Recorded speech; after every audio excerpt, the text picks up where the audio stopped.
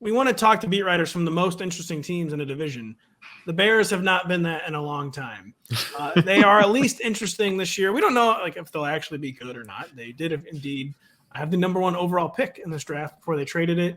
But yeah, I'll just really general question. What is the overall vibe and sense around this team heading into training camp? Well, first of all, Patrick, Denny, thanks so much for having me. It's a pleasure to be here.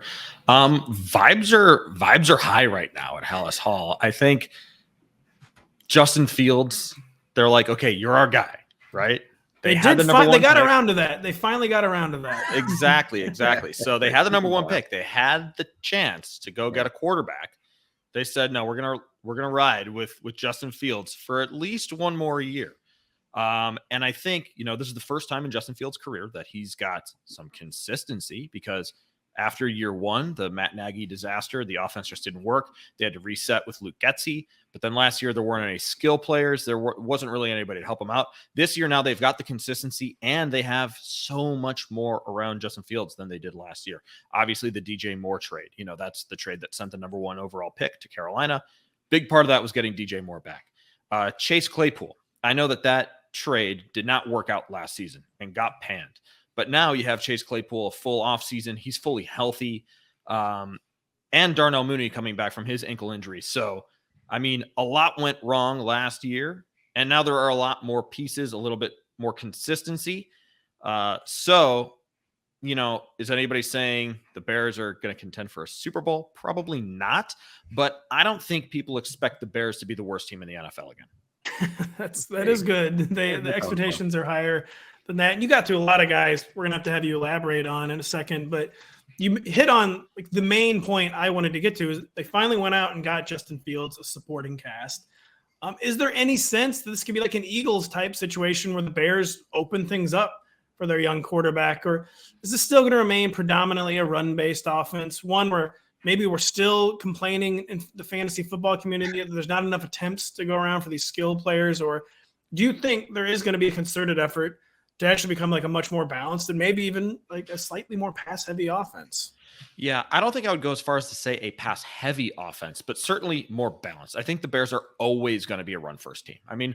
When Matty Eberflus, Ryan Poles, and Luke Getsy all joined the Bears, they made it pretty clear. We're going to run the football. And every coach says that, right? Every coach says we want to run the football, but last year they actually did it. They were really dedicated to using David Montgomery, Khalil Herbert, and then obviously Justin Fields as a rusher. I think to a degree that's going to continue, especially when you look at the investments they made at running back. They lost David Montgomery, but then they bring in Deontay Foreman and Travis Homer, and they draft Roshan Johnson. Of course, they still have Khalil Herbert, who was great last season. So I do think that they are still going to be a run-first team. But again, I also think they will be passing the ball more. There were times last season when the passing attack, there was nothing doing. Darnell Mooney got hurt week 12. Chase Claypool, we just talked about them bringing him in. He goes down. So there just weren't a ton of options towards the end of the year. They really had to lean on their running backs. So I think it'll skew more to the middle. I don't know that it's going to ever be the Eagles thing. And then when we're talking about the offense as a whole, I don't know that we're going to talk about a huge boost like the Eagles did, where people are like, are they or are they not a good team? And then all of a sudden they're in the Super Bowl. Just because I think the Eagles were maybe better suited, better prepared, had their roster a little bit more, a little more depth. Yeah, exactly. They had that depth, that defensive line that they were able to just roll out wave after wave after wave. The Bears still have more holes on their roster than the Eagles did when they made their big turn. So I don't know that that's going to be a huge leap like the Eagles, but maybe steps in the right direction.